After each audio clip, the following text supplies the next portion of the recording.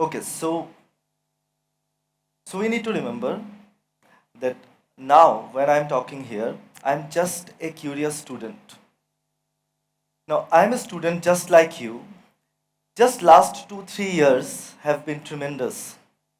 Now if I say like this year, just 1 month back, I have been invited as a guest and achiever in UK Parliament. Now, in the House of Lords, in the UK Parliament, it was like tremendous experience for me. But all these things, now, if I just go back 1 month on 26th January, which is the 77th Republic Day of India, I was again invited as special guest and as an innovator to discuss intellectual property rights and how patents can be fast tracked with the Minister of Commerce, Piyush Goyal. Now, all these things looks very fancy right now. And for me also, like if I go 10 years back,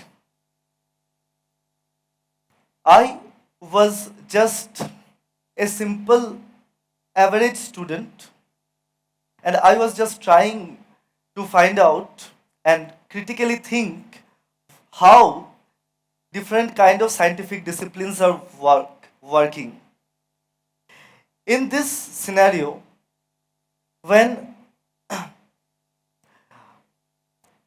when there are different decisions that actually decides your career or your track, these decision taking capacities should be instilled into students like way back when they are in school. So in this talk, I'll be discussing just two different or two important principles, and those principles can ready a student to decide his particular career and to own the decision. Now, first important quality that we should focus on, this is risk taking ability. Now recently psychologists are constantly defining one important intelligence, that is risk intelligence. We know about IQ, we also know about EQ. Now emotional intelligence is also an important topic, but right now what I am talking about, this is risk intelligence.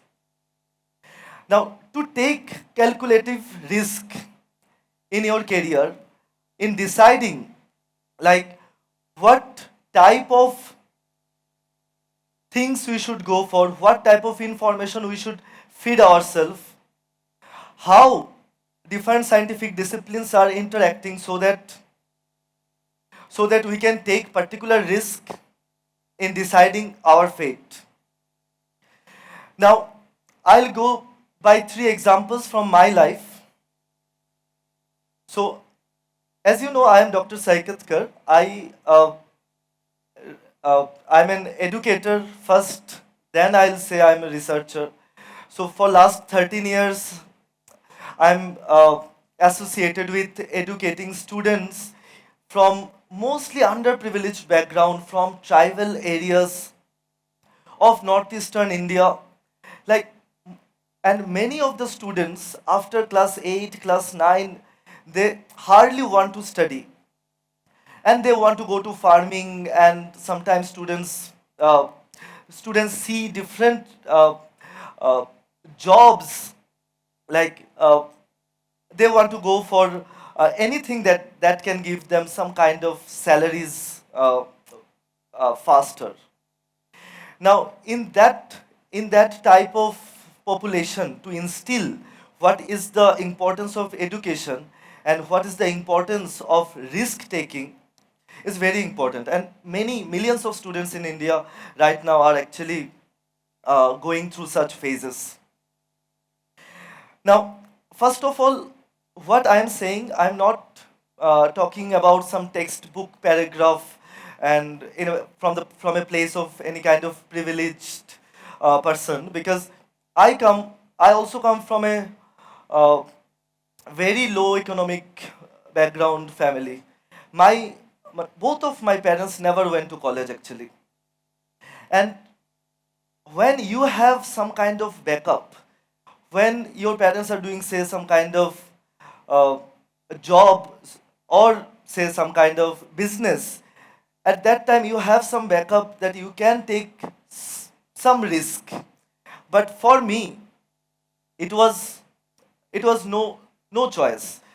That means they have spent their 70 to 80% of their salary in my education. So I have to go through a linear path. So if say I entered into MBBS, so I was one of the topper from my state. So as I joined MBBS, so everyone was happy, all relatives were happy, so it's fine. But when I tried to explore some other fields, some research after going into MBBS, then most of the students and most of the professors warned me against those things, because they they have seen my background and they were always discussing what path I should follow after MBBS, then MD, then DM. So this is a normal linear path. I can easily follow that thing. Now, when I was like delving deep into the neuroscience during my second and third year, I felt I should go for research.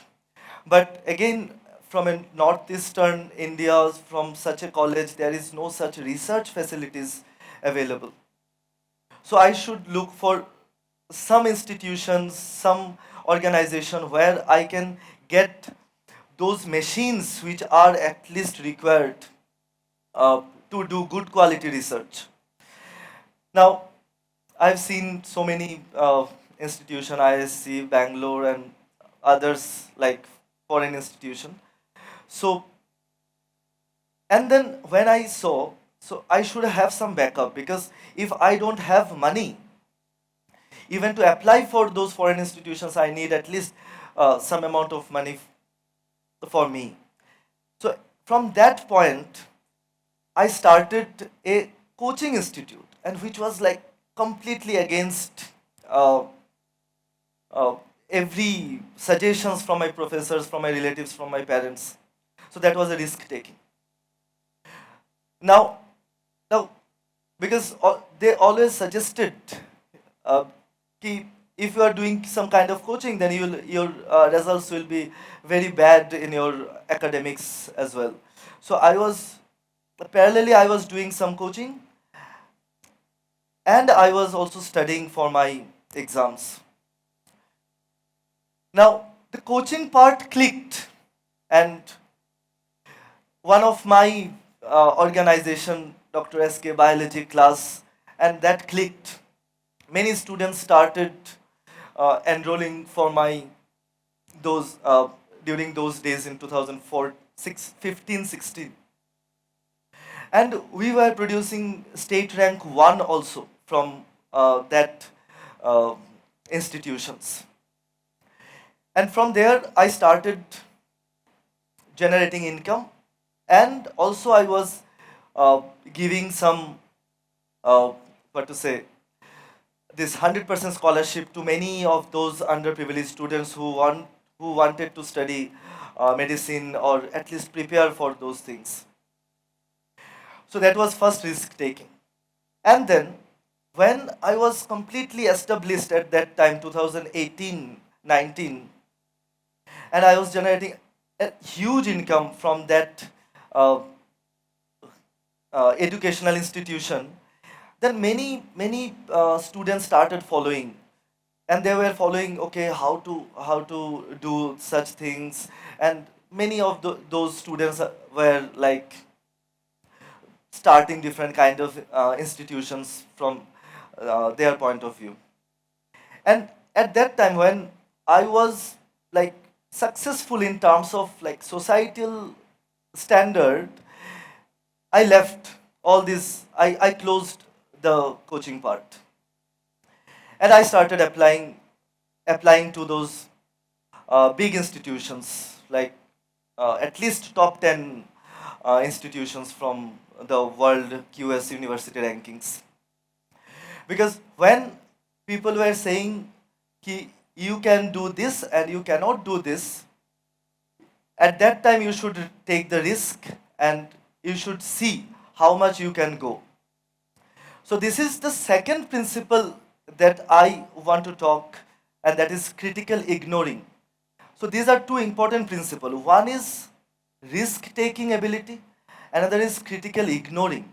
We all know about critical thinking. We need to think critically about all these topics and what to do and what not to do. But in this age of information overload, when you are getting lot of information and every podcast, every reel, every notification, every app wants your attention, and in this scenario, you have to be very selective. What are the information you need? You need to feed yourself, and what information you need to ignore. So, critical ignoring is also a very important part that a student should master right now. So, so that ignoring part land me a particular position in few good universities. Then I could join some huge brain research projects that are going on currently in all over the world, in Europe and US. So, so, so these two principles I would like to instill into the students, because when I see student, everyone is like uh, in a tug between two different choices, whether they should be in India, whether they should be in abroad, whether science or commerce, this or that. But to take some decision and to own it eventually takes a lot of uh, courage, but not just courage, a lot of discipline as well. And you need to practice that for last 5 years, 6 years. When you are practicing something for a long time, then to take any decision, you will not think that much and you will own that decision. So because every decision comes with many uncertainties, and even in my case also there were a lot of uncertainties, because when I came back and started this neurotech company in the northeastern state, everyone was again against me. You are starting a technology based company, and in northeast India, not in say Bangalore or Noida, such kind of cities. Again, this was another huge risk, and we started with few scientists and physicians, and we are now developing lot of patterns and prototypes and presenting all over India and Belgium and abroad. So, so these are the two qualities I means through my idea I would like to uh, means I'd like to say कि you should work on these two things: how to ignore things specifically and how to take risk, because small risk taking right now will lead to a big risk taking later on, and you will eventually own that risk, and you will not regret that, whether you will be successful or not successful, but you will not regret about those things. I have taken that decision, why not that the other decision? So thank you so much.